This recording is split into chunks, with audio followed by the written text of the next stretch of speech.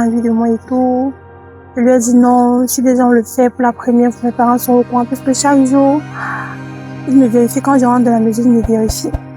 Donc, du coup, à ce stade-là, c'était un peu très compliqué pour moi. Du coup, quand il avait envie de moi, parce que je l'aimais tellement, je ne pouvais rien lui refuser. Je ne pouvais rien. Il m'a donc pris à derrière. Parce que c'était la méthode là qui, ça pouvait un peu le satisfaire, quoi.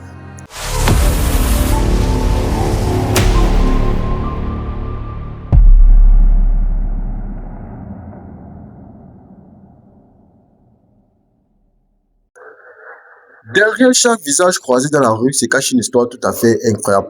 Salut la team Georgie. Peu importe l'heure à laquelle vous tombez sur cette vidéo, si c'est la première fois que tu regardes mes vidéos, n'hésite pas à t'abonner, surtout cliquer sur la notification pour être bipé à toutes les autres vidéos en exclusivité.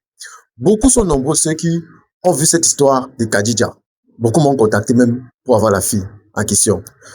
Tout à l'heure, je vais vous expliquer clairement en détail sa vie réelle et pour ce que beaucoup de personnes n'ont pas compris. Donc pour cela, alors, je vous exhorte à suivre quelques extraits de son histoire et je vous reviens pour l'explication de la suite. Satisfait, quoi. Il m'a pris par derrière. Déjà, c'était de temps en temps, on le faisait. Mes parents n'étaient pas au courant. De temps en temps, on le faisait. Là, j'avais encore, avec lui, il avait 21 ans et moi j'avais 16 ans. Et ça veut dire que tu aimais quand il prenait comme ça? Oui, j'aimais déjà, j'aimais qu'on me prenait comme ça.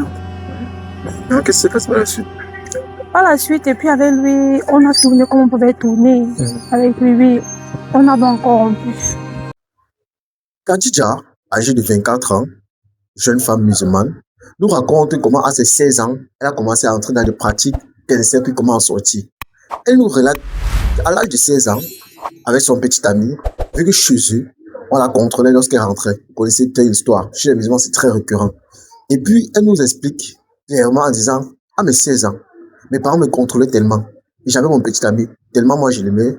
Et lui, il avait 20 ans, il fallait que je le satisfais sexuellement, dans des rapports sexuels. Et me retrouvant que je ne peux pas me donner à lui, puisqu'il fallait que j'attende le mari. Et vous savez comment chez nous, le musulman, ça se passe. Ce sont les parents qui te donnent le mari. Elle se retrouvait dans cette situation d'abord pour le descendre. Elle restant jeune femme, déjà jeune fille quand elle grandit, elle n'est pas déjà dans l'adolescence. C'est tout, elle se retrouve tellement amoureuse de son gars. Elle voit que si elle ne lui donne pas ce qu'il demande, ça va rompre, ça va se gâter. Pour conserver cette relation, elle se retrouve à lui proposer, c'est elle qui propose, ce n'est pas lui qui propose, à lui proposer qu'ils font par derrière. C'est tout, ils ont commencé à faire. Le monsieur, au départ, a été, je dis monsieur, oui, parce qu'il avait à 20 ans, petit, c'est un jeune homme, là. Le monsieur, lui, d'abord, à 20 ans, lui, il s'est dit déjà que c'est bizarre. Mais lui aussi, tenant compte de la fille et autres, il a décidé aussi de céder. C'est tout, il se retrouve aussi lui-même pratiquement dans cette pratique. Tout le temps. Elle a continué à faire cela, jusqu'à même lorsque ça a rompu avec lui, elle se retrouvait avec un autre mec, elle continue toujours à le faire. De plus, ça a continué cette histoire au point où, même quand c'est arrivé au mariage, je vais arriver à cette époque lorsqu'elle est arrivée au mariage. Mais sachez ceci, avec tout ceci, déjà ce début, on voit déjà beaucoup d'anomalies. Parce que jusqu'à aujourd'hui, beaucoup de personnes vivent cette histoire, beaucoup de personnes traversent ce moment, mais n'osent pas parler. Et la faute à qui? Parce qu'elle a dit, elle s'est plainte à les parents. Donc, de fur et à mesure, nous allons parler, ça part, pour que vous puissiez comprendre. Moi, personnellement, j'ai décrypté cette histoire. Autrefois, j'ai décidé, autrefois, j'ai fait cette vidéo posément pour essayer d'exprimer. Mais aujourd'hui, on décrypte cette histoire et on parle posément. Khadija, cette jeune femme musulmane, elle se retrouvait dans la condition parce que lorsqu'elle rentrait, ses parents la contrôlaient. Et à 16 ans, à l'âge de la puberté, elle se demande déjà si elle ne peut pas, jouir de son adolescence. Mais, vous savez, tout ça dépend de l'orientation. Déjà, au niveau du parent, l'erreur a été au niveau des parents. Premièrement, les parents, il y avait ce qu'on appelle manque de dialogue et il y avait aussi trop d'autorité. Quand dit aussi trop d'autorité, c'est-à-dire trop d'exigences, vous voyez un peu. Déjà, on exige tellement d'enfants, il n'y a pas de dialogue. C'est pour ça qu'il est conseillé, même si vous avez un médecin ou c'est n'importe, on va vous conseiller que avec votre enfant, surtout la femme, il faut beaucoup dialoguer. Surtout le moment où il commence à voir ses règles, ça c'est un moment très très délicat. Il y a un moment où sa puberté commence, c'est un moment très délicat. Si vous cadrez mal l'enfant, c'est comme ça l'enfant s'éteint. Mais au niveau des parents, les parents ont été très exigeants. Au point où même, elle se dit, si ses parents prenaient Elle a dit ça, mes parents devaient finir avec moi, tout ça là. Et voyons maintenant la chose. Par la suite, elle est sortie avec un autre petit ami, et c'est d'où cette histoire s'est répétée. S'est répétée et répétée. Et elle ne faisait que le faire.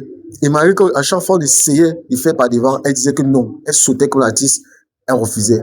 Parce qu'elle savait que lorsqu'elle est rentrée. Mais beaucoup de personnes m'ont demandé, frère, Georgie, dis-nous un peu un truc. Comment elle dit qu'on la contrôlait par on contrôlait comment? Je comprends pas. C'est quand les pieds guettés un peu si c'est fermé ou vous comprenez bien. Vous pouvez aller sur ChatGPT demander cela, on va bien vous expliquer. Vous pouvez consulter le lycée va vous expliquer comment les parents contrôlent ce genre de trucs. D'où maintenant, elle se retrouve déjà à 20 ans, elle grandit, et puis à un certain niveau, ses parents, surtout son père, il lui propose maintenant, voici un homme, il faut que tu partes à moi un jour, entre là, on lui dit ça. Surprise, choquée, elle cherche à s'opposer, il n'y a pas moyen. Connaissez les parents.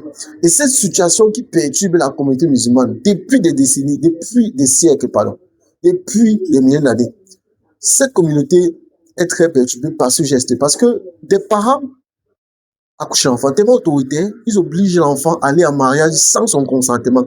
Et les parents aussi exigent énormément de choses aux enfants, au point où les enfants se retrouvent à pratiquer des trucs et se retrouvent conditionnés par ces actes. Comme elle était déjà à l'âge qu'elle part au mariage, elle était déjà conditionnée par cette chose, au point où elle disait qu'elle ne pouvait pas s'en passer parce qu'à tout moment, elle voulait toujours ça. Elle voulait tout ça. Moi, je me demandais mais ça que et je constate que beaucoup de personnes aiment ça. Parce que j'ai été contacté sur ce côté. Beaucoup de personnes de Dubaï, je pense beaucoup de personnes de Dubaï, de l'Arabie Saoudite et autres, m'ont contacté personnellement pour ce cas. Et tout, lorsque je l'ai posé quelques conditions, juste pour tester, voir si les personnes étaient sérieuses, et tout, je me rends compte que, il y en a des personnes qui sont très malveillantes, au point où, à vouloir, et si imaginez un peu si on les mettait en contact, on peut t'utiliser pour des mauvaises pratiques, parce qu'il y en a des sorciers d'ailleurs, et vous connaissez bien ce qui s'est passé à Dubaï, une période, lorsqu'on parlait de la période où se porte machin, là. Je ne vais pas trop prononcer les trucs. Et vous connaissez comment ça se passe. Et beaucoup de personnes ont écrit en commentaire, dans la communauté musulmane, c'est tellement récurrent, ça se passe énormément et abusivement, parce que les jeunes se retrouvent dans cette situation. Et c'est d'où on demande à la communauté, aux parents, de beaucoup dialoguer avec les enfants et de beaucoup exprimer et de beaucoup éduquer les enfants, surtout sur le plan là. Parce que lorsque vous ratez sur ce côté-là, ça cuit et ça crée. Donc, on continue par la suite. Elle arrive en mariage. Maintenant, le mariage s'est bien passé. On a payé la dot et autres. D'après ce qu'elle raconte, c'était un homme très fortuné. Son père aimait ça. Connaissez les parents, quand on voit l'homme dans la grosse caisse, il est bien situé, il a des entreprises, il a peut-être de l'argent. On dit que non, ma fille est partie là où il y a l'argent. S'il fait comme ça, mon beau, on met vieux dépôt là. C'est beaucoup la pensée de nos parents. Et c'est tout maintenant, ils se retrouvent encore dans des situations très complexes où, personnellement, elle se retrouve dans le mariage. Maintenant, à la nuit de noces, tout s'est passé bien. Il y avait les bisous, les câlins, tout ça. S'embrasser, c'était froid. Mais au moment où ils arrivent au lit, Khadija dit non, le monsieur veut entrer, parce qu'on a dit que non, cette fille est vierge, elle est bien vierge. Donc lui voit que non, il a pris un agneau, une personne saine. D'où il arrive, lui, il constate que c'est le cas. Mais, à sa grande surprise, elle lui dit, je veux qu'on fasse part. Et il est surpris, il dit que, mais c'est quoi ça? Tu me prends pour un malade, c'est quoi? Il croit que c'est des blagues. Le jeune homme, il sait encore. Il dit que non, elle repousse, que ça fait mal, elle ne veut plus. Elle lui dit non, si tu veux me faire, fais que. Le monsieur, d'après ce qu'elle raconte, qu'il a dialogué avec elle, donc il a cherché à lui ramener, lui expliquer comment ça se passe, comment elle va aimer tout ça. Elle a dit non. Et pourtant, elle était majeure et elle refusait dans un foyer, dans un mariage. C'est ton devoir en tant que femme. Mais elle refuse complètement de faire son devoir. Le monsieur, lui, il a commencé à se porter parce qu'elle dit que ça a duré un bon bout de temps. Donc, ça veut dire que c'était pas le premier jour qu'il a vu. Il a constaté, il a digéré chaque fois. Et maintenant, à chaque fois, c'était toujours ainsi. Vu que d'après ce qu'elle rencontre, c'est pas qu'elle aimait le monsieur sincèrement, vu qu'on l'a obligé à épouser le monsieur. C'est d'où elle continue l'affaire. Mais en plus après, elle se retrouve dans les conditions où le monsieur dit que si tu ne veux pas faire ça, c'est comme moi, je vais gâter ce mariage. C'est d'où maintenant, il essaie, elle refuse toujours. Et il a informé toute la famille. Toute la famille était au courant de l'histoire. Les parents et autres. C'est comme ça que son nom a été gâché dans sa famille, auprès de ses amis et autres. Elle se retrouve dans une situation tellement complexe à un niveau où elle était la rusée de tout le monde. On la voyait comme la peste, l'enfant maudite. Et aujourd'hui, elle se retrouve dans cette situation où elle dit, ça fait des années qu'elle a pu, ça fait un an, un truc comme ça, qu'elle a pu vu son père et elle aimerait juste passer du temps en famille. Elle aimerait que ses parents oublient ça. Surtout, elle est prête à changer pour sa mère. Par amour pour sa mère, par considération pour rapport à tous les sacrifices qu'elle a fait, elle est prête à changer pour sa mère. Mais elle n'a pas dit qu'elle est prête à changer pour son père. Surtout, ça nous relate une histoire très commune récemment. Et c'est en ce moment qu'on se met dans la peau de Khadija. On cherche à comprendre ce qui se passe et on voit que son parent a été la première personne la plus fautive dans cette histoire. Vu qu'elle a été tellement conditionnée dès le début et il y avait manque de dialogue, elle se retrouvait même obligée à faire des pratiques qu'elle ne voulait même pas le faire parce qu'elle voulait conserver une relation et pour finir, elle se retrouvait accro dans cette relation.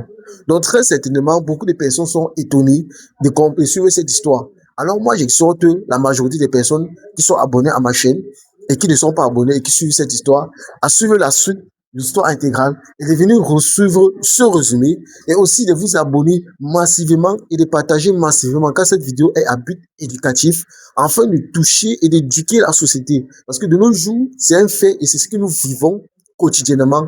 Même si beaucoup n'osent pas parler, vous pouvez me contacter sur le numéro qui s'affiche en bas d'écran et à ce numéro, nous allons dialoguer et nous allons publier votre histoire afin d'édifier plus la jeunesse et plus la société. Merci pour ceux qui ont suivi. Et aussi, pour ceux qui sont célibataires, n'hésitez pas à nous contacter et surtout, nous écrire pour votre cas. Nous avons mis un groupe de célibataires à de la disposition avec des femmes très très belles, très potes. Je ne veux même pas trop expliquer parce que, vous savez, plus on explique, c'est comme si on vendait le rêve. Des femmes très très très très bien situées aussi. Donc sachez qu'il y a des femmes qui recherchent l'amour, il y a aussi des hommes qui recherchent l'amour. Si vous êtes intéressé, n'hésitez pas à nous écrire sur ce numéro qui s'affiche en bas d'écran. Nous allons vous intégrer. Mais sachez ceci, à noter bien, c'est un groupe payant. C'est un groupe payant parce que nous voulons filtrer les personnes sérieuses. Nous savons que si nous laissons l'entrée gratos, il y a tellement de personnes malveillantes dedans. Donc nous avons mis l'entrée payante pour filtrer les personnes sérieuses. Merci pour ceux qui ont suivi l'histoire jusqu'ici. Caméraman, coupez!